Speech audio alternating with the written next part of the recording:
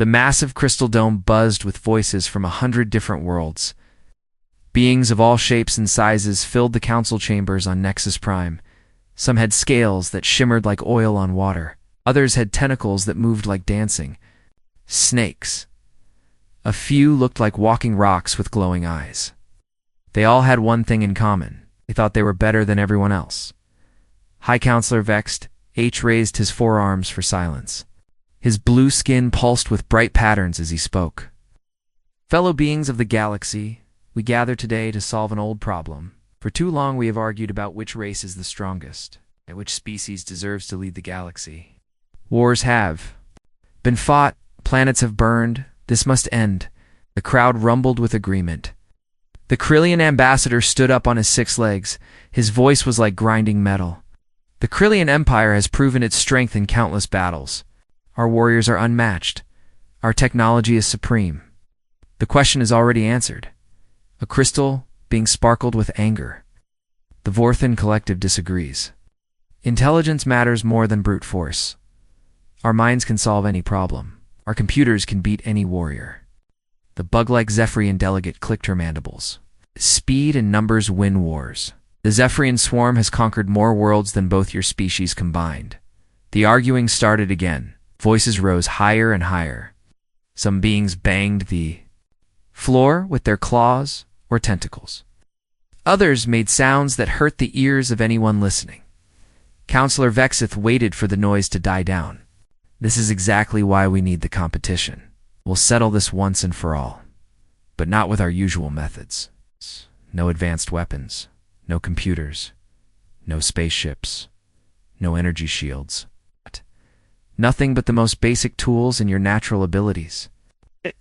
Chamber went quiet. This was new. For thousands of years, galactic conflicts had been about who had the best technology. Who could build the biggest guns or the fastest ships. Taking all of that away changed everything. You want us to fight like primitives? The Krillian ambassador sounded disgusted. Not fight. Survive. Vexith's patterns pulsed brighter. We have found a world. It is hostile, but not impossible. Wild animals, dangerous weather, limited food and water. Each species will send a small team. They will be given basic supplies only, simple tools, basic materials. The team that survives the longest and completes the most objectives wins. A small voice spoke up from the back. What about the humans? The chamber erupted in laughter. High-pitched, chittering from the bugs, deep rumbling from the rock people. Even musical tones from the gas beings floating near the ceiling. Humans. The Krillian ambassador wiped tears from his eyes with one of his many arms. Those soft little bipeds from that tiny blue world, they barely have spaceflight. They still fight wars with chemical explosives. They're perfect for this test, Vexed H said calmly. They will be our control group, baseline to measure everyone else against. If a species cannot perform better than humans in a primitive survival situation, then they clearly do not deserve to lead the galaxy. More laughter filled the chamber. The idea seemed ridiculous to everyone present. Humans were known throughout the galaxy as one of the weakest species. They had no natural weapons like claws or fangs, no armor like shells or scales. They could not fly or breathe underwater or survive in space without protection. Most aliens wondered how humans had even survived long enough to reach the stars. Very well, said the Krillian. We accept this challenge. It will be amusing, too. Watch the humans fail first. The collective agrees, sparkled the crystal being. Our superior intellect will easily overcome any primitive challenge. Swarm will participate, clicked the bug delegate. We will show you the power of unity and speed. One by one, every major species agreed to join. They all thought the same thing. This would be easy. Without their technology, they might not be as strong as usual, but they were still far superior. To humans? How hard could it be? 3 days later, the transport ships gathered around the selected world. It was a planet of green forests and gray mountains. Rivers cut through valleys like silver ribbons. It looked peaceful from space, but the sensors told a different story. The gravity was higher than most worlds. The weather changed quickly and without warning. The local animals were large and aggressive. Plants contain toxins that could kill most species. Water sources were scattered and often contaminated. Captain Sarah Morrison stood at the window of the human transport ship. She was tall and lean, with short brown hair and calm gray eyes. Behind her, 4 other humans checked their equipment one last time. "Think they know what they're getting into?" asked Marcus Chen, a man with broad shoulders and scarred hands. Sarah smiled. "I don't think they have any idea." Dr. Alina Vasquez looked up from her medical kit. "The gravity alone will slow down most of them. They've probably never had to find their own food or water." "Should be interesting," said James Wright, the youngest of the group, who was barely 20, but had grown up hunting in the deep woods of Earth. Tom Bradley said nothing, just continued sharpening a simple knife with a small stone. His movements were slow and careful. Each stroke of the blade was perfect. The communication system crackled to life. "All teams, prepare for deployment. You'll be transported to random locations across the planet. Remember, no advanced technology is permitted. You have basic supplies, simple tools, and your natural abilities. The competition begins in 1 hour." Sarah looked at her team. "Any last questions?" Marcus grinned. "Yeah. Do we tell them why this is a bad idea for them? Or do we let them figure it out on their own?" "Let them figure it out," Sarah said. "It'll be more fun that way." Outside the ship, alien teams were loading into their transport pods. The Krillians carried massive packs full of supplies. The crystal beings had calculated the optimal distribution of resources. The bug people moved in perfect coordination. Like parts of a machine, none of them noticed the humans' smaller packs. None of them saw the simple tools that looked almost primitive compared to their own gear. None of them paid attention to the way the humans moved with quiet confidence. They were about to learn why Earth was considered a death world.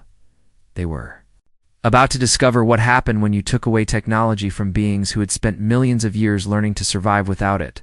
The competition was about to begin. And the humans were going home. The other species just didn't know it. Yet, the transport pods crashed into the planet's surface with loud thuds. Dust and leaves flew everywhere as the doors opened. Teams from different species stumbled out, looking around at their new home for the next 30 days. The Krillian team landed near a rocky cliff. Commander Zekdar stepped out first, his 6 legs clicking on the stone. His team carried heavy packs filled with what they thought were the best basic tools: metal hammers, coiled rope, and containers for water. Everything looked perfectly organized. "This is beneath us," growled Lieutenant Vexkar. "We should be commanding fleets, not playing in the dirt like children. The sooner we win this ridiculous game, the sooner we can return to real warfare," Zekdar replied. He looked at the forest ahead. "Find a water source. Build a shelter. How difficult can it be?" 3 hours later, they were already in trouble. The Krillians had found a stream, but the water made them sick. Their heavy packs slowed them down on the rough ground, and they tried to build a shelter. The local wood was too hard for their tools to cut properly.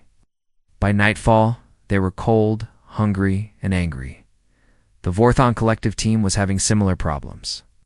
Their crystal bodies could process information incredibly fast, but they had never needed to gather food before. Everything they needed had always been provided by machines. To calculate the optimal shelter design, ordered Prime Unit 7 to his team. "Calculations complete," replied Secondary Unit 3. "However, we lack the proper materials to build according to specifications." They stood in a circle, processing data about their situation. They could calculate wind patterns and temperature changes perfectly. They knew exactly which direction to travel for the best resources. But when it came to actually picking up sticks and stones to build something, they moved slowly and awkwardly. The Zephyrian swarm buzzed with frustration. Their natural speed meant nothing when they didn't know where to go.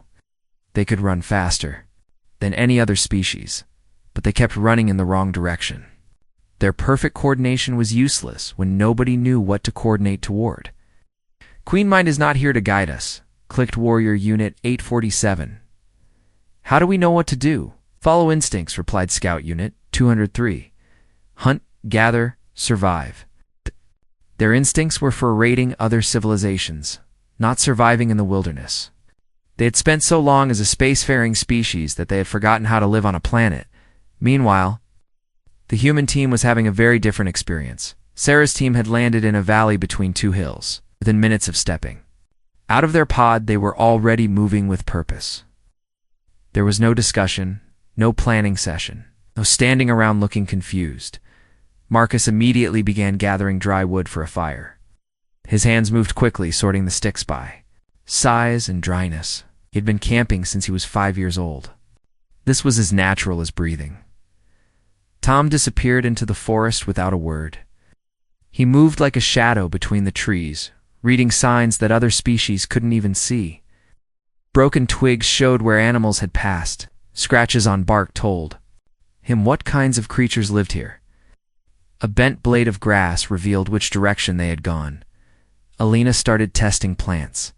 She crushed leaves between her fingers and smelled them. She knew that most alien species would avoid anything they didn't recognize.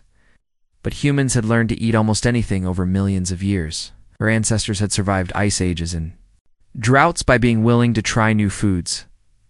James climbed a tree to get a better view of the area. His movements were smooth and confident.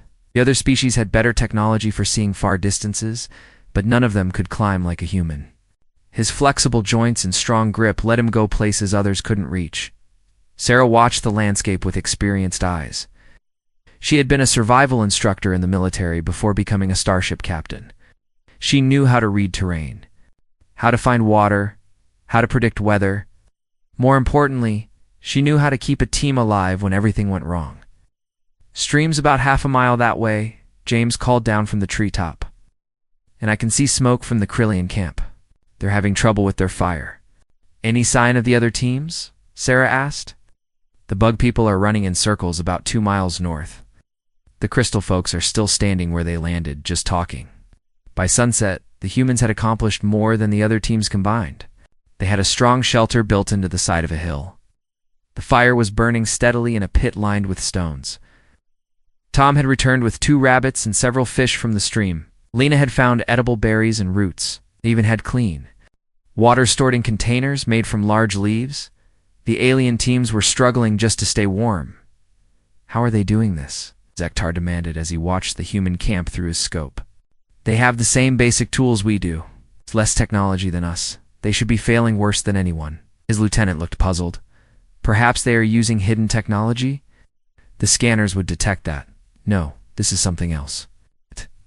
Zektar didn't understand was that humans had never forgotten how to be primitive. While other species had moved beyond survival skills thousands of years ago, humans had kept them alive. They hunted for sport. They camped for fun, taught their children to start fires and build shelters. Every human military trained soldiers to survive without technology. Every human culture had stories about living off the land. What seemed impossible to other species was just a fun weekend for most humans. The competition monitors were already confused by the data coming in. The species they expected to dominate were barely managing to survive. The control group was thriving like they belonged there. Day 2 brought new challenges. A storm rolled over the valley with little warning. Rain fell in heavy sheets. Wind howled through the trees. Lightning split the sky with bright flashes. The Krillians huddled in their poorly built shelter. Water leaked through gaps in the walls. Their fire went out. Their food got wet. By morning, 2 of them were showing signs of illness. The Vorthians calculated that staying in their original location was statistically optimal. They were wrong. A flash flood washed away half their supplies and left them stranded on a small island of rock. The Zephyrians tried to outrun the storm. They ended up scattered across miles of forest, lost and unable to find each other. The humans had seen the storm coming hours before it arrived. Sarah had noticed the way the wind shifted and how the birds stopped singing. It secured their shelter and moved anything important to higher ground. When the rain started, they were sitting around a warm fire inside their waterproof shelter, sharing hot soup made from the day's catch. They even had time to make improvements to their camp while they waited for the weather to pass. "I think the others are having fun?" Marcus asked with a grin. Tom smiled. It was the first time anyone had seen him show emotion since they landed. "They're learning. Alina checked their supplies. We're doing better than I expected. At this rate, we could stay here for months. The competition only lasts 30 days, Sarah reminded her. I know, Alina said. I'm saying we could stay longer if we wanted to. Through the rain, they could hear sounds from the other camps, shouting, arguments, calls for help that nobody could answer. The humans settled in for a comfortable night's sleep. Tomorrow, they would start teaching the galaxy's most advanced species what it really meant to survive. The lesson was just beginning. Day 7 changed everything. The competition had become a joke among the alien teams. Oh. The humans were not just surviving, they were getting stronger every day. Their camp looked like a small village now. They had built better shelters, dug storage pits, and even created a workshop area where they made tools from stones and wood. The other teams were barely hanging on. The Krillians had lost one member to a bad infection. The Vorthans had split up after arguing about optimal strategies. The Zephyrians were hungry and tired from running around without finding much food. Commander Zektar watched the human camp. Through his scope again, his rage grew hotter each day. These soft little creatures were making his proud warrior race look like children. It was not acceptable. We need to act, he told his remaining team members. The humans are cheating somehow. We must find proof. What if they are not cheating? Asked Vexkar. What if they are simply better at this than we are? Zektar's claws scraped against his weapon. Impossible. We are Krillian warriors. We do not lose to prey animals. That night, Zektar made a decision that would haunt him forever. Tom was checking snares about a mile from the human camp when they grabbed him. 3 Krillians jumped out from behind rocks and trees. Tom fought back, but even humans had limits. Against 3 warriors, each twice his size, he didn't stand a chance. They dragged him back to their camp and tied him to a tree with thick rope. Now, we will learn your secrets, Zektar said. His voice was full of anger and hate. How are you cheating? What technology are you hiding? Tom looked at him with calm eyes. We're not cheating. We're just good at this. Zektar struck him across the face with the back of his hand. No primitive species can be better than Krillians at warfare. This isn't warfare, Tom said quietly. This is survival. You're really bad at it. The beating that followed was recorded by the competition monitors. Every camera caught the sound of Tom's bones breaking. Every microphone picked up his screams that echoed through the forest, but the monitors also caught something else. Tom never begged, never gave up information. Even when the pain was too much for most beings to bear, he kept talking back to his captors. Is that all you got? Tom gasped after the worst of it. My little sister hits harder than you. Back at the human camp, Sarah noticed Tom's absence immediately. Humans always knew where their team members were. It was basic survival instinct. He should have been back an hour ago, Marcus said. His voice was steady, but his hands were checking his weapons. Alina was already packing medical supplies. If he's hurt, he'll need help fast. James climbed the tallest tree near their camp. He spent 5 minutes scanning the forest before he found what he was looking for. There, Krillian camp. I can see movement, but I can't see Tom. Sarah's face went very still. The others recognized the look. They had seen it before in combat zones. It was the face Sarah made right before she started killing people. Options, she asked. Direct assault, Marcus said, fast and loud. Then before they know we're there, stealth approach, James suggested. Get close, take them out quietly. Negotiation, Alina offered. Though she didn't sound like she believed it would work, Sarah considered for exactly 3 seconds. We're going to do something they won't expect. We're going to show them what humans are really like when we get angry. The plan they made would have terrified most civilized species. It was not about rescue. It was about sending a message, Alina stayed behind to prepare medical care for Tom. The other 3 disappeared into the forest like ghosts. They moved in ways that confused the monitoring equipment. The cameras could track them sometimes, but then they would vanish between one frame and the next. They used shadows and cover like they were part of the landscape. Marcus reached the Krillian camp first. He could see Tom tied to the tree, barely conscious, but still alive. 2 guards stood nearby. The 3rd Krillian was sleeping, James arrived from the opposite direction. He had found where the Krillians kept their water supply. A few drops of juice from a local plant would make them very sick without killing them. But that was too gentle. For what he had in mind, Sarah took the longest route, circling around to approach from uphill. She carried a bundle of sticks that looked like firewood. They were not firewood. At exactly midnight, they struck. The first guard died without making a sound.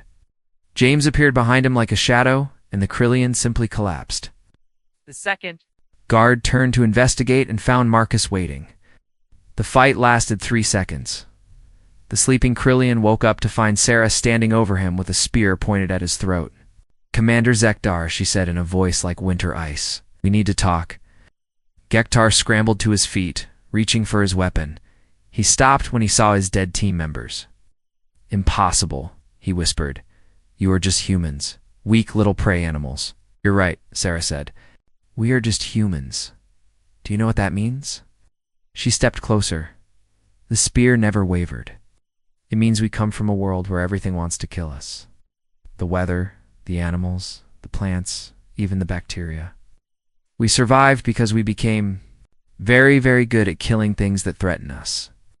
Marcus cut Tom free from the tree. The young man was hurt badly, but he was conscious enough to walk with help. "It means we've been fighting wars since we learned to pick up rocks," James added. He was cleaning his knife on a piece of cloth. "We've gotten lots of practice." Sarah leaned closer to Zektar. "It means that when you hurt one of our team, you don't just make us angry. You wake up something that your people forgot existed. You wake up the predator." She pressed the spear tip against his throat, just hard enough to draw a drop of blood. "Here's what's going to happen. You're going to call for evacuation. You're going to tell the monitors that your team is withdrawing from the competition. 2 injuries. You're going to leave this planet and never come back. And if I refuse..." Sarah smiled. It was not a nice smile. "Then we'll show you why Earth is called a death world. We'll hunt you through this forest until you understand that compared to what we grew up with, you're just another animal that needs to be put down." Around the camp, the humans had left small gifts. Crude spears stuck in the ground, snares that could catch a Krillian, pit traps covered with leaves. All of it made from sticks and stones and rope. All of it completely deadly. "Quickly," Sarah said. "My friends are getting impatient, and I'm the nice one on this team." Zektar looked into her eyes and saw something that made his warrior's heart freeze with fear. He saw a creature that had crawled out of hell and learned to smile about it. "We withdraw," he whispered. 3 hours later, the Krillian team was gone. The monitors recorded their official withdrawal due to unexpected complications. The human camp Alina worked on Tom's injuries while the others stood guard. He would live, though he would carry scars for the rest of his life. "How do you feel?" Alina asked as she bandaged his ribs. Tom managed a weak grin. "Like I just taught some aliens a very important lesson." "What lesson?" James asked. "Never mess with humans when we're having fun." Sarah looked out at the forest where the other teams were still struggling to survive. Word of what happened to the Krillians would spread quickly. The crystal beings would calculate new threat assessments. The bug people would adjust their behavior patterns. They were all about to learn that humans had been playing nice up until now. But when someone crossed the line, when they hurt a member of the team, humans stopped playing games. They started hunting. The competition had 16 days left to run, but Sarah suspected it would end much sooner than that. The other species were about to discover that there was a very good reason why humans had conquered their death world, and why death worlds created the kind of beings that even the galaxy's greatest warriors feared to face. News of the Krillian withdrawal spread through the remaining teams like wildfire. The official report mentioned unexpected complications, but everyone knew something had gone very wrong. The galaxy's greatest warriors had quit a simple survival game after 1 week. Prime Unit 7 of the Vorthin Collective ran calculations for the 100th time that day. The numbers made no sense. According to all their data, the Krillians should have dominated this competition. Were stronger, faster, and more aggressive than any other species. "New variable must be considered," he announced to his team. "Humans are not what they appear to be." Secondary Unit 3 sparkled with confusion. "Explain." Humans show no special adaptations, no natural weapons, no enhanced strength or speed. Precisely the problem, Seven replied. They survive despite having no advantages. This suggests hidden capabilities we have not detected. What the Vorthons didn't understand was that humans had one massive advantage. They came from a world that tried to kill them every single day for millions of years. Earth was a death world. Death worlds created death world creatures. The Zephyrian swarm was having their own crisis. Scout Unit 203 had been watching the human camp for 3 days straight. What she saw disturbed her more each time. They do not behave like prey animals, she reported to her team. They do not run when threatened. They do not hide when hunted. They turn and fight instead. Warrior Unit 847 clicked his mandibles nervously. All animals run when faced with superior force. It is basic survival instinct. Humans do not follow basic rules, 203 replied. They make their own rules. She was right. Over the past week, the humans had completely transformed their section of the forest. What started as a simple camp had become something else entirely. They had built watchtowers from tall trees, giving them views in all directions. Hidden caches of food and water were scattered throughout their territory. Game trails had been turned into trap lines. Even the local wildlife was starting to work for them. Alina had spent days studying the native animals. While other teams saw dangerous predators, she saw potential allies. She learned to mimic their calls, to read their body language, to understand their behavior patterns. The rock wolves hunt in packs of 4, she explained to Sarah while they watched a group of the creatures through binoculars. They're territorial but not aggressive, unless threatened. And they really don't like the smell of Zephyrians. It's useful, Sarah noted. What about the tree cats? Opportunistic hunters? They follow other predators and steal kills? But they're also curious about humans. I think we remind them of something. They know Alina had been leaving small gifts of food for the tree cats. Not enough to make them dependent, just enough to make them comfortable around humans. Now the cats served as an early warning system, alerting the team whenever other species approached their territory. Marcus had turned engineering into an art form. With nothing but basic tools and natural materials, he had created devices that would have impressed military commanders back on Earth. His latest project was a water purification system built from hollow reeds, sand, charcoal, and cloth. It could clean enough water for the whole team in an hour. The alien teams were still boiling water over fires and hoping for the best. How did you learn to build this? James asked, watching Marcus adjust the flow rates. Boy Scouts, Marcus replied with a grin. Also, my grandfather was a combat engineer in 3 different wars. He taught me that the best technology is the kind that works when everything else breaks. Tom was recovering quickly from his injuries. Too quickly, according to Elena's medical training. He should have been bedridden for weeks with those kinds of wounds. Instead, he was already moving around the camp and planning his next hunting trip. Humans heal fast, he said, when Alina expressed concern. Always have.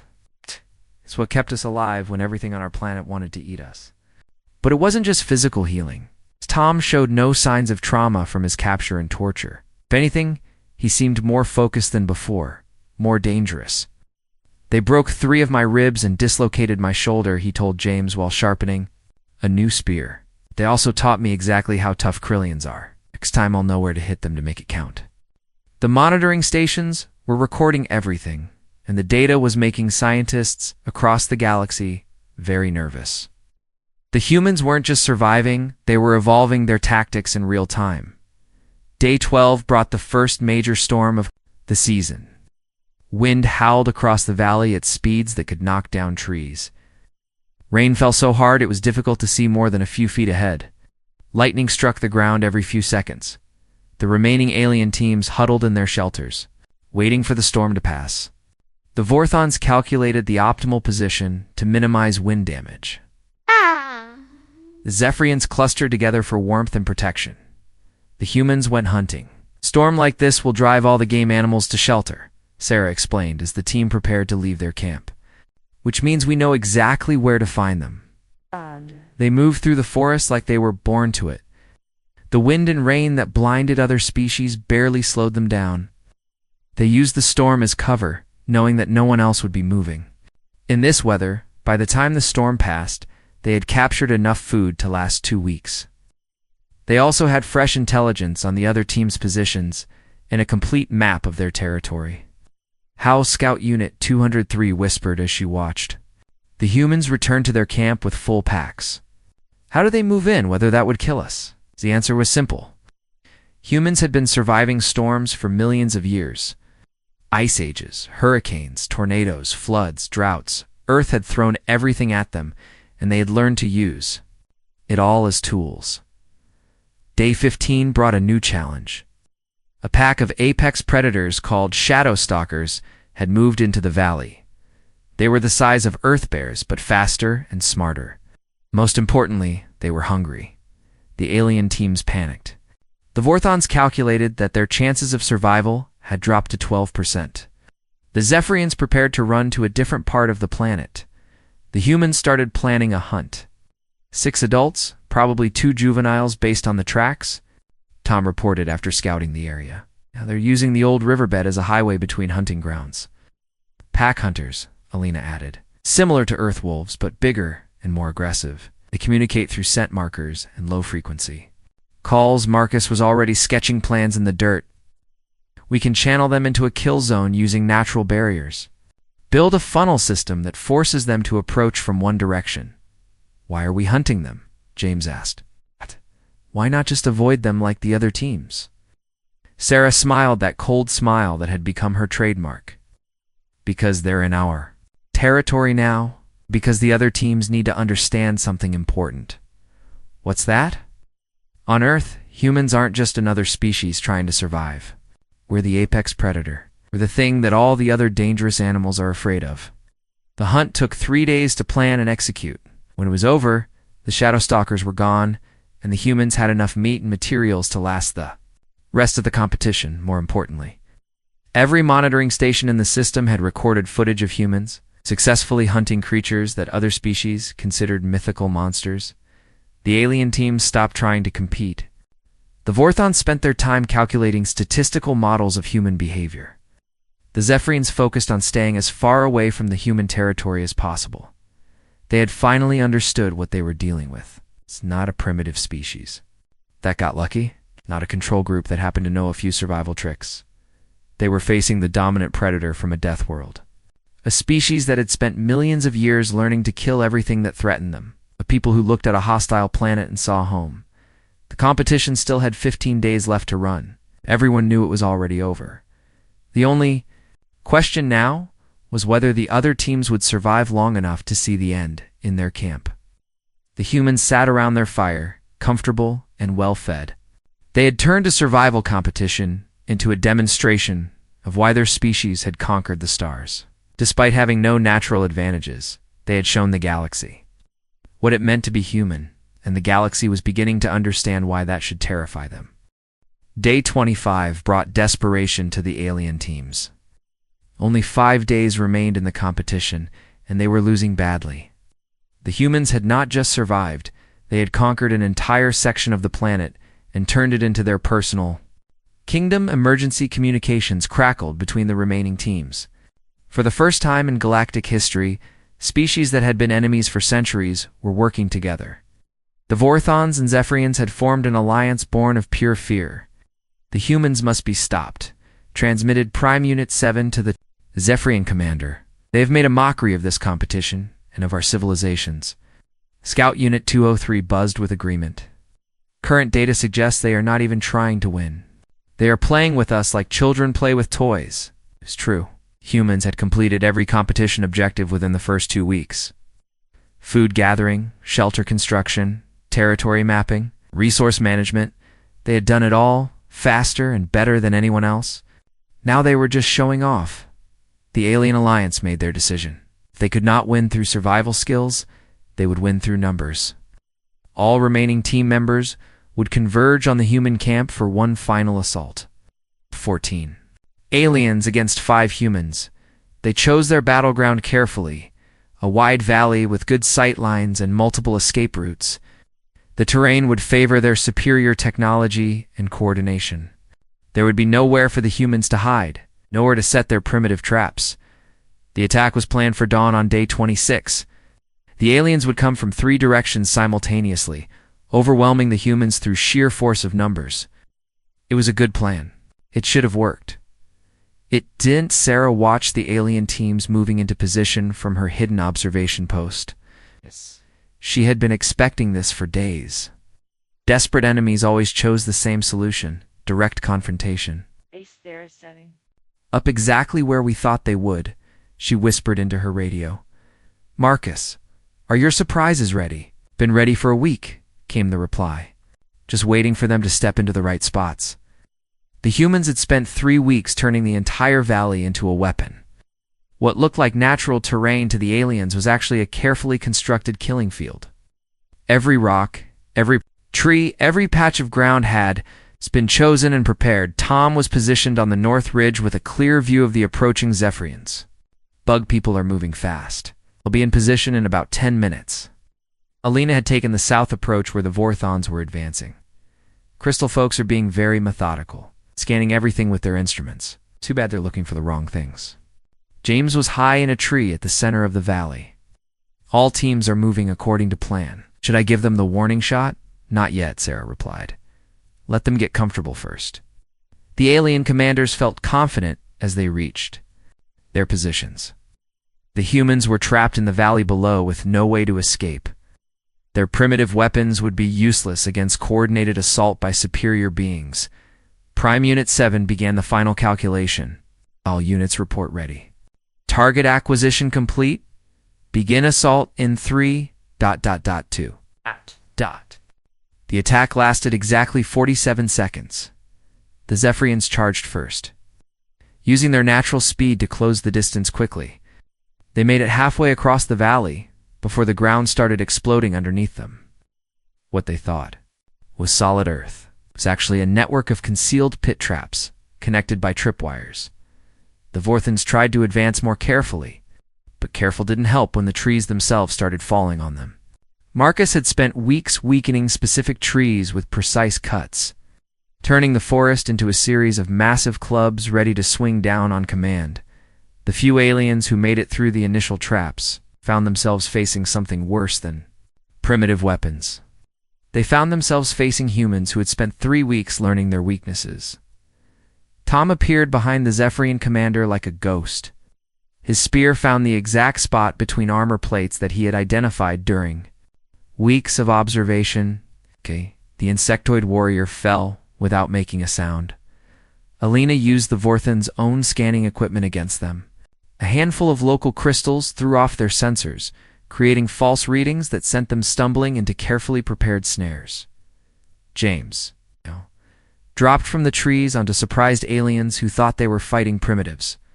They learned, too, late that humans had been ambush predators long before they reached the stars. Sarah moved through the chaos like death itself. Every step was planned, every strike was precise. She had studied these species for weeks, learning their biology, their psychology, their fears. Now she used all of it against them. But the humans didn't kill them all. That would have been simple. Instead, they did something far more terrifying. They captured them. When the dust settled, 12 aliens sat tied to trees with rope made from plant fibers. 2 had escaped, running in panic back toward their extraction points. They would carry the story of what they had seen. Sarah walked among the prisoners with calm, steady steps. Her clothes were dirty, but she wasn't even breathing. Hard behind her, the other humans were already beginning to clean up the battlefield. You wanted to know our secret, she said to Prime Unit 7. You wanted to understand how we survived so easily? I'll tell you. She knelt down so she was eye level with the crystal being. We didn't survive your galaxy's test of primitive skills. We came home. This planet, this competition, this whole situation, it's just another Tuesday for us. She stood up and gestured at the valley around them. You took away our technology and thought that would make us weak. But we never needed technology to be dangerous. We needed it to be civilized. Marcus was demonstrating this point by casually disarming traps with his bare hands. Devices that had crippled alien warriors looked like children's toys when he handled them. Every human child learns to build fires, find food, and make weapons from sticks and stones, Lena added, while checking on their prisoners' wounds. We call it summer camp. Tom was already tracking the two aliens who had escaped. Not to hurt them, but to make sure they reached safety. The humans wanted survivors to carry their message. Your species forgot how to be primitive, James called down from his tree. We never forgot. We just got better at it. The competition monitors had recorded everything. Every trap, every ambush, every moment of the 47-second battle. The footage would be studied by military academies across the galaxy for generations. At exactly noon on day 30, the extraction ships arrived to collect the surviving teams. The aliens limped aboard their transports, grateful to be leaving the planet alive. The humans walked calmly to their pickup point, carrying packs full of souvenirs and looking like they had just finished a pleasant camping trip. Hi, Counselor. Vexed H was waiting for them on the transport ship. His blue skin was pale and his patterns flickered nervously. The competition is over, he announced. The results are...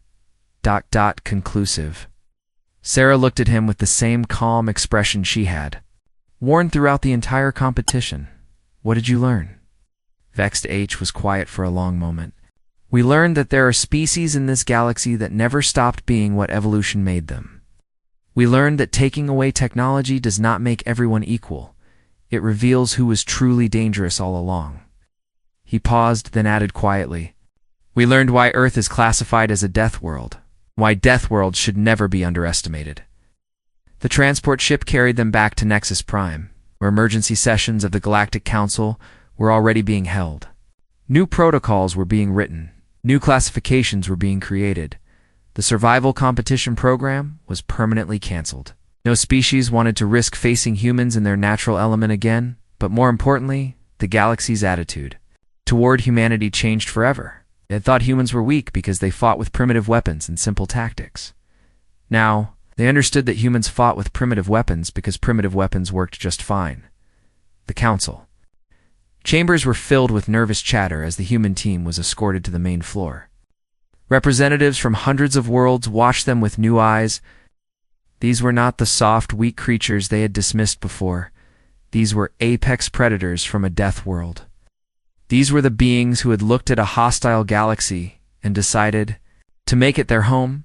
Sarah stepped up to the speaker's platform and looked out at the assembled aliens. When she spoke, her voice carried the quiet confidence of someone who had nothing left to prove. The competition is over.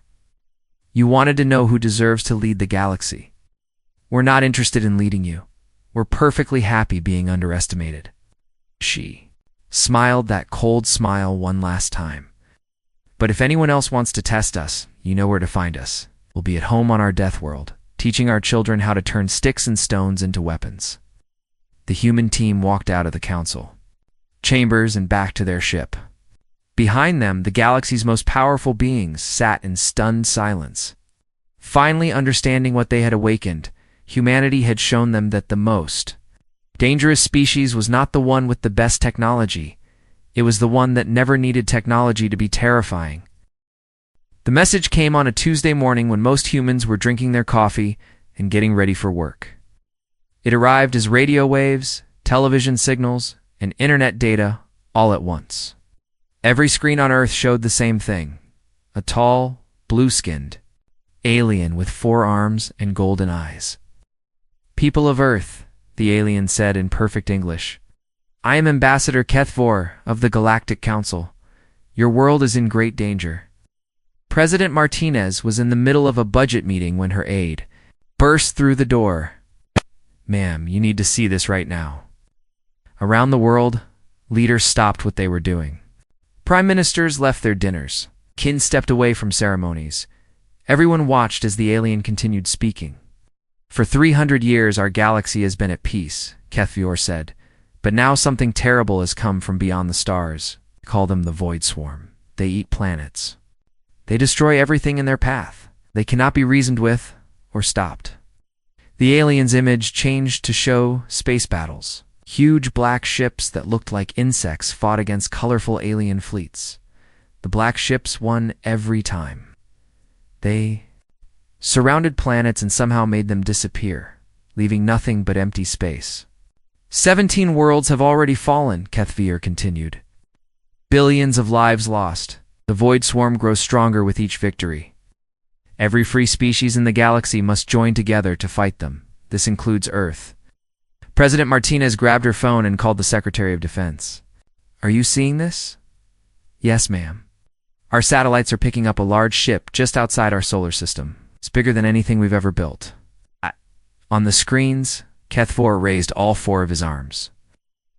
I am coming to your world to speak with your leaders.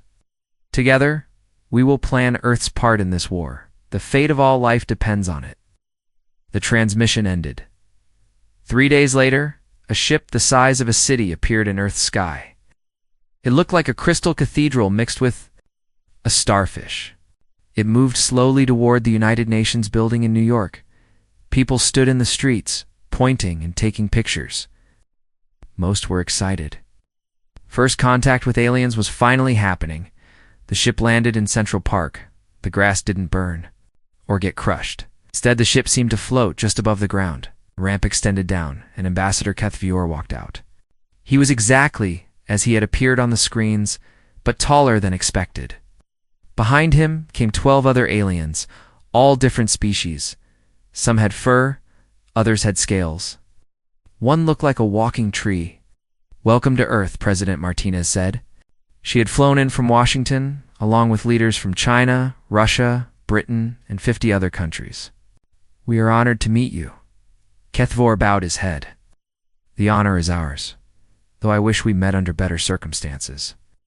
The meeting took place in the UN General Assembly Hall. The alien delegations sat at a special table that had been quickly built for them. Kethvor stood and activated a device that projected images above the crowd. This is the Void Swarm, he said. The images showed the black insect ships again. They appeared in our galaxy 6 months ago. No one knows where they came from. They do not communicate. They only consume. The images changed to show planets being attacked, cities burning, refugees fleeing in panic. Each world that falls makes them stronger, Kethvor explained. We believe they absorb the life force of entire planets, or scientists think they come from a dimension where life itself is rare. Secretary General Chen raised her hand. How can we help? Our technology is primitive compared to yours. Numbers matter in this war, said one of the other aliens, a creature that looked like a bear made of rocks. Every ship, every soldier counts. We have seen your military capabilities.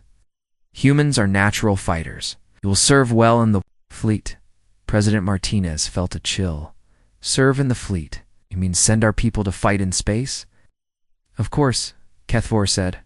What did you think we meant? The human leaders looked at each other. Prime Minister Hassan of Egypt spoke first. Ambassador, we appreciate the danger you describe. But humanity has spent centuries learning that war only brings suffering.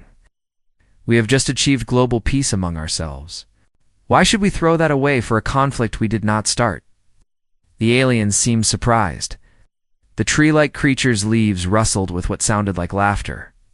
You would hide on your little world while the galaxy burns. You would protect. Our own people, President Martinez said firmly. Earth has no interest in galactic wars. Kethvir's golden eyes narrowed. You do not understand. If the Void Swarm is not stopped, they will come here eventually. Your choice is to fight them now with allies or fight them later alone. Then we'll face that choice when it comes, said Premier Wang of China. But we will not send our children to die in someone else's war. The meeting continued for 6 hours. The aliens showed more images, made more threats, offered more rewards. The humans remained polite but firm. Earth would not join the war. Finally, Kethvor stood up.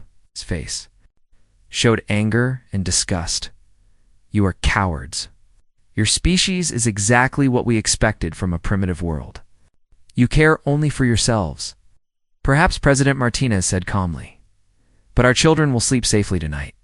The alien delegation left without ceremony. Their ship rose into the sky and disappeared among the stars around the world. Humans celebrated. They had stood up to an advanced alien civilization and said no to war. But as the alien ship traveled back toward the front lines, its sensors continued scanning Earth. The readings were strange. There were energy signatures deep underground that didn't match human technology. Power sources that were older than human civilization. Something else. Something vast that seemed to be sleeping beneath the planet's surface. HFY studied the data with growing confusion. What exactly was Earth hiding? For months passed after the aliens left Earth. The world tried to return to normal, but everyone knew things had changed forever. Scientists worked day and night to understand the alien technology they had briefly seen. Military leaders made new plans in case the creatures called the Void Swarm ever came to Earth. The news from space was bad. Every few weeks, long-range telescopes picked up the flash of dying stars. Radio signals from alien worlds went silent one by one. The war was getting worse. Dr. Sarah Kim worked at the Deep Space Observatory in Chile. She spent her nights watching the galaxy burn. Her job was to track the Void Swarm's movement and figure out how much time Earth had left. Another system just went dark, she told her assistant, Marcus. That's the vegan colony. 3 billion people live there. Marcus shook his head. How many does that make this month? 7 worlds, Sarah said quietly. The swarm is moving faster now. They're not just attacking random planets anymore. Seem to have a plan. On the other side of the galaxy, Admiral HFY stood on the bridge of his flagship. The once proud galactic fleet was now down to less than half its original size. Every battle cost them ships they couldn't replace. Every retreat brought the enemy closer to the core worlds. Sir, his communications officer said, we're receiving surrender offers from the Centauri Alliance and the Beta Sector Federation. They want to make deals with the swarm. HFY's 4 fists clenched. There are no deals with the Void Swarm. They consume everything. These fools will learn that soon enough. His tactical officer, a young Altarian named Zexnine, pointed at the star map. Admiral, our computer models show we have maybe 6 months before they reach the core systems. After that, it's only a matter of time before they find Earth. HFY spat. Those cowardly humans. If they had joined us from the beginning, we might have had a chance. Zexnine looked at his datapad. Sir, I've been studying the sensor readings from our visit to their world. There are some strange things I think you should see. HFY waved him away. Later. Right now we need to plan our next retreat. But later never came. That conversation, the Void Swarm found the Galactic Fleet's hiding place in the Orion Nebula. The battle lasted 18 hours. When it was over, only a handful of ships escaped. Admiral HFY was not among the survivors. The remaining Galactic Council met on the fortress world of Kepler Prime. Only 12 members were left out of the original 300. They sat around a broken table in a damaged room, arguing about their final options. We could try to evacuate the core worlds, suggested Counselor Vash, an elderly reptilian with burn scars across his face. Take our people to the outer rim and hope the swarm doesn't follow. There is nowhere to run, said Counselor Yemra, her fur gray with stress. They will find us eventually. They always do. The youngest member, Counselor Tixnell, slammed his tentacle on the table. There is one option we haven't tried. We force the humans to help us. The room went quiet. Finally, Vash spoke. You mean invade Earth? Why not? Tixnell's eye stalks waved angrily. They refused to help when we asked nicely. Now we're facing extinction because of their selfishness. We take their planet, conscript their population, and use them as soldiers. Their technology is primitive, Yemra said. What good would they do against the swarm? Numbers, Tixnell replied. Humans breed fast, and they're naturally aggressive. With 8 billion of them, we could have the largest army in galactic history. Even if most die, some might survive long enough to hurt the enemy. Old Counselor Vash shook his head.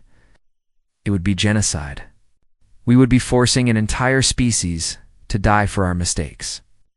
Better than letting everyone die, Tixnell shot back. At least this way, some of us might survive. The vote was close. 7 in favor, 5 against. The Galactic Council's last act would be to attack the world that had refused to save them, Admiral Zexnine. Now the highest-ranking military officer left alive received his orders with a heavy heart. He had served in the Galactic Fleet for 20 years. He'd always fought to protect innocent lives. Now he was being ordered to destroy them. Assemble the remaining ships, he told his staff. We're going to Earth. All of them, sir, his aide asked. That will leave the core worlds completely undefended.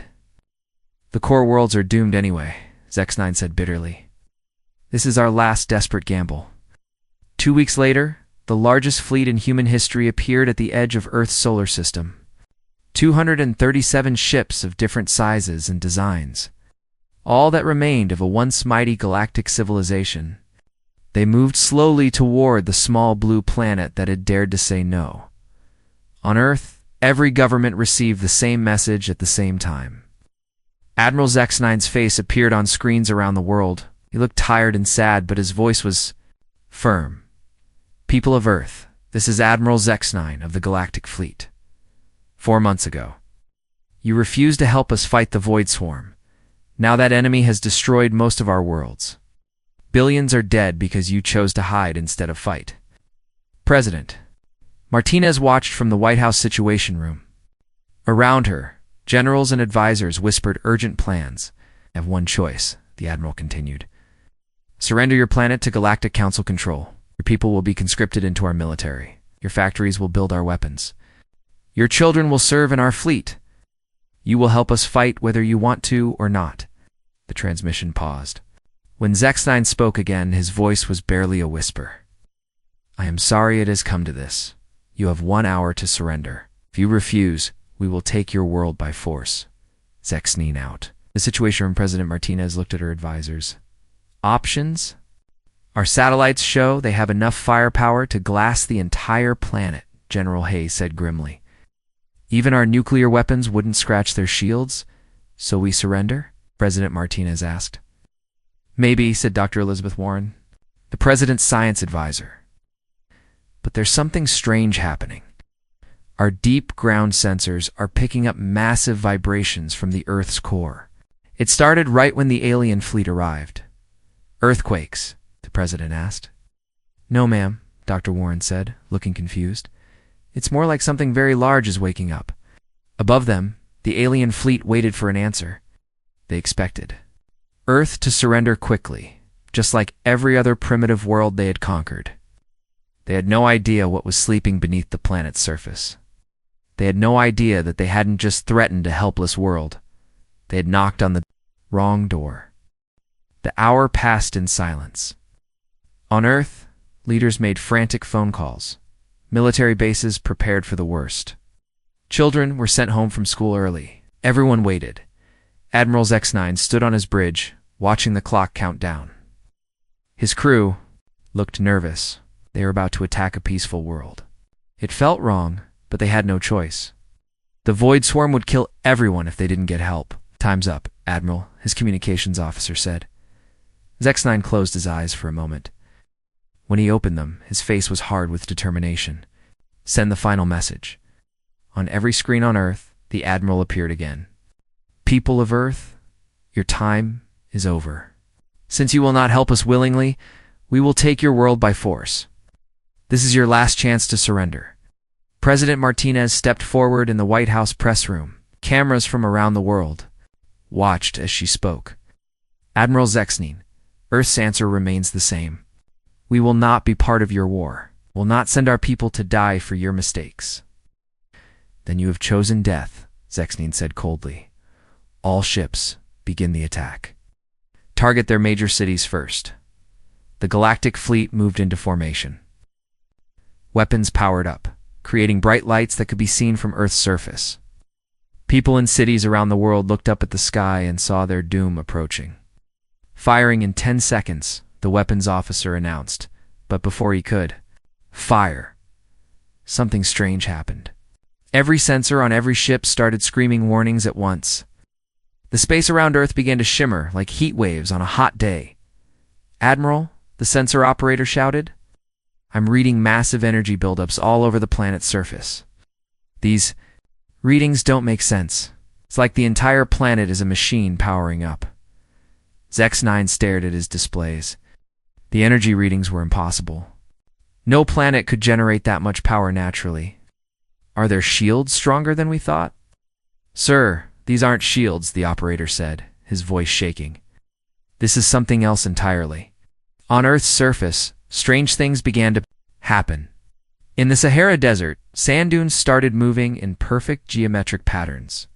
In the Amazon rainforest, trees bent and twisted to form complex designs. In the ocean, water began spiraling in massive whirlpools that went down for miles. Dr. Ime, Sarah Kim, was still at her observatory in Chile when the ground beneath her feet started to vibrate.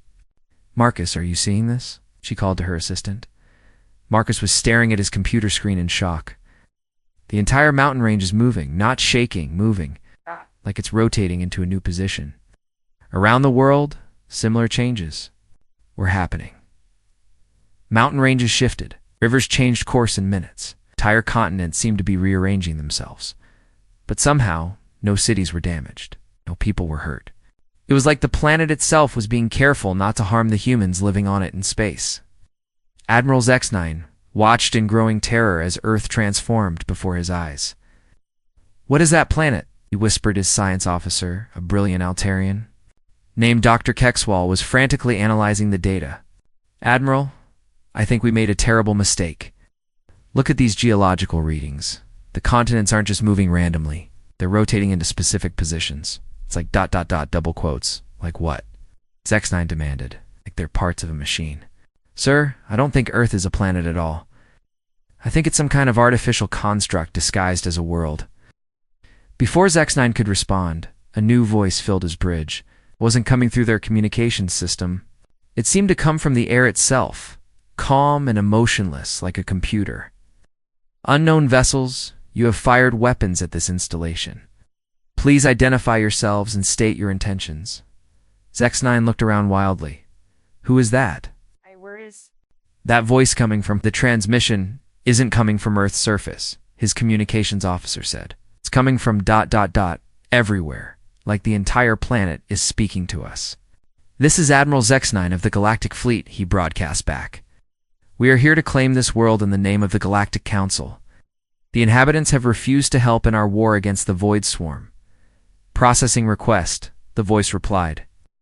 There was a long pause. "Request denied. This installation is under lockdown protocols. Approach is not authorized." "Installation," Dr. Kexwal breathed. "Admiral, I'm reading massive structures beneath the planet's crust. They're enormous. Some of them are the size of continents." The surface of Earth. People watched in amazement as their world continued to change. What they had thought were natural mountains revealed themselves to be huge metal towers rising from underground. Oceans drained away to show massive mechanical structures beneath. The familiar blue and green planet was becoming something else entirely. "Citizens of Earth," the voice said, now broadcasting to every human on the planet, "please remain calm. Defensive protocols are activating. You are safe." President Martinez and her staff watched from underground bunkers as their instruments showed impossible things happening above. "What is our planet?" she whispered. The voice answered as if it had heard her. "This installation has served as your home for 12,000 Earth years. You have been good caretakers. Thank you for your service." In space, the Galactic Fleet found itself facing something that had never existed in their worst nightmares. Earth was no longer a blue and green world.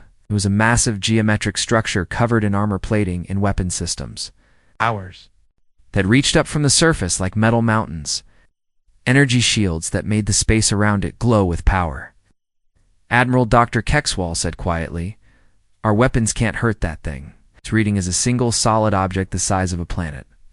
A fortress ship beyond anything in our history. It's impossible," Zex9 said. "The humans are primitive. They barely have space travel." "Warning," the voice said again.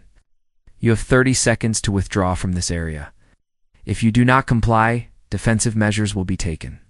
Some of the ships in the Galactic Fleet began to back away. Their captains had seen enough. But Zex9 was desperate. His people were dying.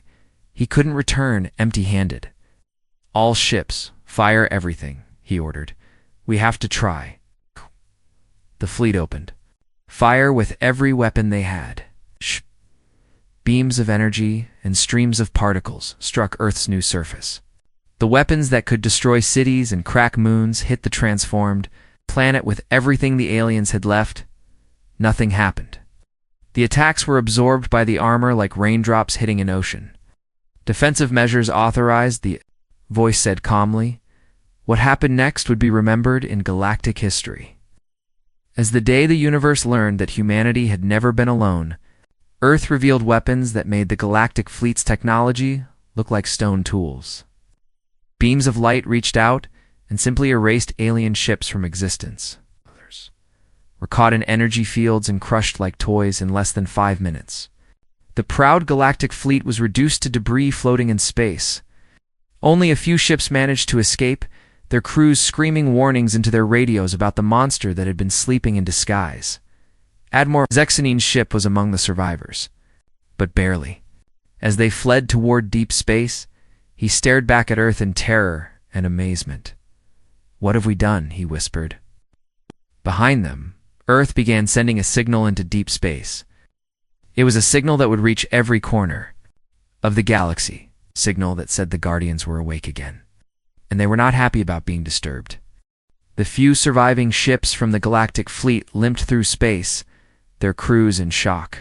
Admiral Zexanine sat in his damaged command chair, staring at the reports flooding in from across the galaxy. The signal that Earth had sent was reaching. Every world, every space station, every ship, still alive, Sir, his communications officer said with a trembling voice. "We're getting responses to Earth's transmission. Hundreds of them, maybe thousands." "Put them on screen," Zexanine ordered. The first response came from a mining station in the Outer Rim. The human workers there had stopped their drilling and were standing in formation. Their supervisor, a man named Jackson, spoke into the camera. "Is Mining Station Alpha 7. We have received the awakening signal. All human personnel are ready for orders. The pretense is over." Another transmission came from a farming colony on New Terra. The human settlers who had lived there for 50 years suddenly didn't look like simple farmers anymore. They moved with military precision as they activated hidden equipment. New Terra colony reporting in. "Defensive systems coming online. We've been waiting." More signals came. From research stations, from trade posts, from refugee ships. Everywhere humans lived in the galaxy, the same thing was happening. People who had seemed like ordinary colonists and workers were revealing themselves as something else entirely. "What is happening?" Zexanine whispered. Dr. Kexwal was frantically analyzing the data. "Admiral, I'm tracking massive energy signatures from hundreds of locations across the galaxy. They're all places where humans live. It's like they had hidden technology everywhere, and now it's all turning on at once." On Earth. President Martinez and her staff had been moved to a new command center that had risen from beneath the White House. The room was filled with technology that no human had built. But somehow, she knew how to use it all. "Madam President," the calm AI voice said, "you have served well as interim leaders. However, the emergency protocols are now active. Full command authority is being transferred back to the original systems." "Original systems?" President Martinez asked. "Who built all this?" "You did," the voice replied. 12,000 years ago. The human species created this network of installations to protect the galaxy from threats beyond your imagination. When the galaxy became peaceful, you chose to live quietly and let other species develop naturally around the world. Humans were learning the truth. In hidden chambers beneath every major city, they found museums filled with their real history. Holographic displays showed a time when humanity ruled the stars, when their technology was so advanced that other species seemed like children playing with toys. "We were guardians," President Martinez said, understanding flooding through her mind. "We protected the galaxy from outside threats." "Correct," the AI confirmed. "The installation you call Earth is Command Center Prime. There are 4 other installations throughout the galaxy, all now coming online. Your species has been sleeping but never abandoned your duty. In space, the Void Swarm had detected Earth's signal too. The massive collection of black ships that had been methodically destroying galactic civilization suddenly changed direction. Every single swarm vessel began moving toward Earth, drawn by the massive energy signature like moths to a flame. The leader of the swarm, if it could be called a leader, was something that existed between dimensions. It had consumed 1,000 galaxies in its endless hunger. But this signal was different. This was a challenge from something that might actually be able to fight back. Admiral ZEX-9 detected the swarm's movement on his damaged sensors. They're all heading toward Earth, every single ship in their fleet. How many? Dr. Kexwal asked. Millions, ZEX-9 replied. Maybe tens of millions. It's the largest concentration of force I've ever seen. On Earth, the AI was calmly preparing. For the approaching battle, citizens, please remain in your homes while defensive preparations are completed. This installation has never been tested against a Type 7 extra-dimensional threat, but we are confident in our capabilities. President Martinez watched as Earth's surface continued to transform. What had once been oceans and continents were now clearly visible as sections of a massive war machine. Weapon systems the size of mountain ranges rose from hidden bays. Energy collectors that had been disguised as polar ice caps began gathering power from the planet's core. How long do we have? She asked. The Void Swarm will arrive in 72 hours, the AI replied. However, we are not alone. Other installations are also preparing. Across the galaxy, the hidden human outposts were revealing their true nature. The mining station that had seemed to be digging for metals was actually excavating a buried battleship larger than most space stations. The farming colony on New Terra lifted off into space, revealing itself to be a mobile fortress that had been pretending to be a settlement. On the research station near the galactic core, Dr. Elizabeth Chen had spent 20 years studying ancient artifacts. Now she stood in a command center that had been hidden beneath her laboratory, watching as the station transformed into something magnificent and terrible. This is Outpost 7 to Command Prime. She spoke into a communication device she had never seen before, but somehow knew how to use. Systems are online. We have 6,000 human personnel ready for duty and enough firepower to sterilize a solar system. Similar reports came from installations throughout the galaxy. Each one had been disguised as something harmless. A space dock that was actually a weapons factory. A diplomatic station that was really a fortress. A trading post that housed enough military equipment to outfit an army. The remaining alien governments watched in shock as the truth became clear. Humans hadn't been refugees or colonists or researchers. They had been guardians, stationed throughout the galaxy to watch for threats like the Void Swarm, and now they were waking up. We were fools, Admiral ZEX-9 said as he watched the reports. We thought they were primitive. We thought they were weak. They were protecting us the whole time. We attacked them, Dr. Kexwal added quietly. We forced them back into a war they had been trying to avoid. The few remaining members of the Galactic Council received a transmission from Earth. It wasn't President Martinez who spoke to them. It was the AI, its voice carrying the authority of an ancient power. Members of the Galactic Council, your species, are young and have much to learn. You have managed to survive and grow because older powers chose to step back and let you develop naturally. This galaxy has been protected for millennia by forces you never knew existed. The transmission showed images of threats that had come from beyond the galaxy over the centuries. Cosmic horrors that would have destroyed everything stopped by. Human technology before they could even enter the galaxy's edge. The Void Swarm is one such threat, the AI continued.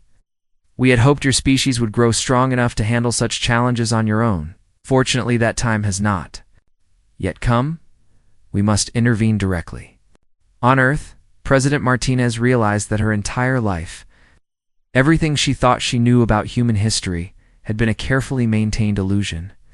Humanity wasn't a young species learning to explore space. They were ancient guardians, who had chosen to live simple lives while watching over younger civilizations. The Void Swarm approaches, the AI announced. All installations are ready. All personnel are at their stations. After 12,000 years of peace, the Guardians, returned to war. In the depths of space, millions of black ships moved toward Earth like a tide of darkness. They expected to find a single planet defended by primitive technology. Instead, they would discover that they had challenged something far older and more dangerous than anything they had encountered in their journey across the universe. The galaxy held its breath as two ancient powers prepared to clash for the first time in eons. The Void Swarm arrived exactly when Earth's AI had predicted. Millions of black ships poured into the solar system like a flood of darkness. They moved in perfect formation, blotting out the stars as they approached. Each ship was the size of a city, and together they formed a cloud that could be seen from Mars. Admiral Zexanine watched from his hiding place behind Jupiter's moons. His small fleet of survivors had followed the swarm, desperate to see what would happen when two ancient night powers finally met. "There are so many of them," Dr. Kexwal whispered. "How can Earth possibly survive this?" On Earth's surface, people gathered in their homes and watched the skies. The planet's AI had told them to stay calm, but it was hard not to be afraid when, looking at the approaching enemy, children pressed against windows, holding their parents' hands as the darkness grew overhead. President Martinez stood in the command center deep beneath the surface. Around her, displays showed the battle preparations happening across the galaxy. Every human installation was ready. Thousands of people who had lived quiet lives as farmers and miners and researchers were now revealing themselves as the most advanced military force the galaxy had ever seen. "Void Swarm entering engagement range," the AI announced calmly, beginning defensive operations. The first attack came without warning. A million beams of dark energy struck Earth's shields all at once. The planet glowed like a star as the barriers absorbed the incredible assault. Mountains shook and oceans boiled, but the shields held. "Phase 1 complete," the AI said. "The enemy has revealed their primary weapons. Analysis shows they are using harvested life energy converted to destructive force. Recommend immediate counterattack." Earth's response was swift and terrible. Weapons that had been hidden for 12,000 years emerged from every continent. Beams of pure energy reached out and touched the swarm ships. Where the beams hit, the black vessels simply stopped existing. Not destroyed or damaged, but erased from reality as if they had never been built. "Impossible," Zex9 breathed. "Those weapons are beyond anything we've ever imagined." The Void Swarm was not easily defeated. For every ship that was destroyed, two more took its place. The Black Fleet began to spread out, trying to surround Earth and attack from all directions at once. That's when the galaxy learned that Earth had never been alone. From 47 different star systems, humanity's hidden installations revealed themselves. Massive battleships that had been disguised as asteroids suddenly powered up and began moving. Space stations that had pretended to be research facilities opened their true purpose. Launching fighters by the thousands, the mining station, where Jackson worked, transformed into a mobile fortress and jumped through space using technology the galaxy thought was impossible. In seconds, it appeared next to Earth, its weapons already firing at the swarm. "This is Guardian Station 7, Jackson announced, his voice carrying the authority of someone who had trained for this moment his entire life. "We have been protecting the Outer Rim for 50 years. Now we stand with Earth." One by one, the other installations arrived. They came from every corner of the galaxy, using jump drives that moved them across impossible distances in the blink of an eye. Each one was a marvel of technology that made the Galactic Fleet's best ships look like toys. Dr. Elizabeth Chen's research station was now revealed as Guardian Station 12, a massive fortress covered in weapons that fired bursts of contained starlight. The farming colony from New Terra turned out to be a mobile shipyard that immediately began producing new fighters in the middle of the battle. Guardians reporting in. The voices came from across the galaxy. "Station 3 ready. Station 15 in position. Station 29 standing by." Within an hour, Earth was surrounded by humanity's true fleet. 47 installations that had been secretly built over thousands of years, each one capable of destroying entire fleets by itself. Together, They formed a defensive network that turned Earth into the most heavily protected place in the universe. The Void Swarm paused in its attack, as if realizing for the first time that it faced an enemy that could actually fight back. Dark ships began to retreat and regroup, forming new attack formations. Analysis complete, Earth's AI announced. The Void Swarm operates through a collective consciousness located in their command vessels. Recommend targeting the control ships to disable their coordination. President Martinez watched as humanity's guardians went to work. They moved with precision that spoke of thousands of years of planning and preparation. Every station knew exactly what to do. Every weapon had been designed for this specific threat. The battle that followed lasted 3 days, could be seen from every planet in the galaxy. Earth and its guardian stations fought against an enemy that had destroyed countless civilizations across multiple galaxies. Beams of energy lit up space like fireworks. Ships the size of moons crashed into each other and exploded like new suns. On the second day, the swarm's command ships were identified and destroyed. Without their coordination, the black ships began to fight each other as much as they fought the humans. By the third day, what remained of the Void Swarm was fleeing back toward the space between galaxies. Threat neutralized, the AI announced. All swarm vessels destroyed or driven from this galaxy. Guardian installations reporting minimal damage. Across the galaxy, the younger species watched in amazement as humanity's guardians began to stand down. The massive battleships and fortresses didn't disappear, but their weapons powered down, and their crews began the process of returning to their hidden roles. Admiral X9 received a message from Earth. It was President Martinez who spoke this time, her face kind but firm. Admiral, your people are welcome to rebuild. The threat is over. But remember what you have learned here. This galaxy has been protected for longer than your civilizations have existed. We chose to step back and let you grow, but we never abandoned. Our duty, will you reveal yourselves now? X9 asked. Will you rule the galaxy as you once did? President Martinez smiled sadly. No, Admiral. We learned long ago that ruling others only brings pain to everyone. We will return to our quiet lives. Your species will continue to grow and learn. And we will continue to watch as we always have. Across the galaxy, the Guardian stations began to fade from sight again.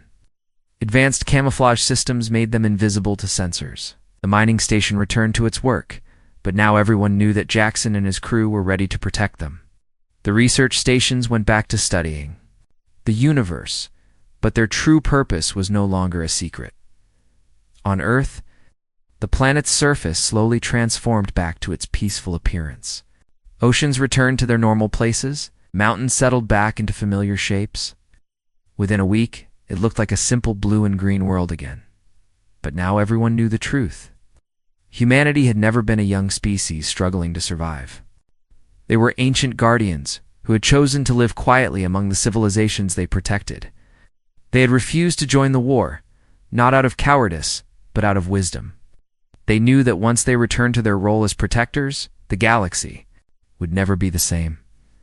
President Martinez stood in her office, looking up at the stars.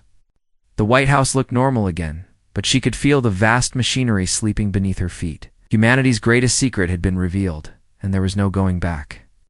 Will they leave us alone now? Her aide asked. For a while, she replied, but someday, another threat will come. Something the younger species can't handle on their own. And when that day comes, we'll be ready. In the depths of space, the few surviving Void Swarm ships fled toward the darkness between galaxies. They carried with them a message that would spread to every corner of the universe. This galaxy was protected by something ancient and powerful. Something that had chosen peace, but would fight when necessary. The war was over. The galaxy was safe. And humanity returned to their quiet watch.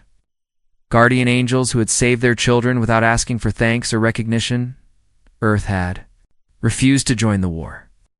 But when war came knocking at the wrong door, it learned why the Guardians had been sleeping and why they had chosen to wake up.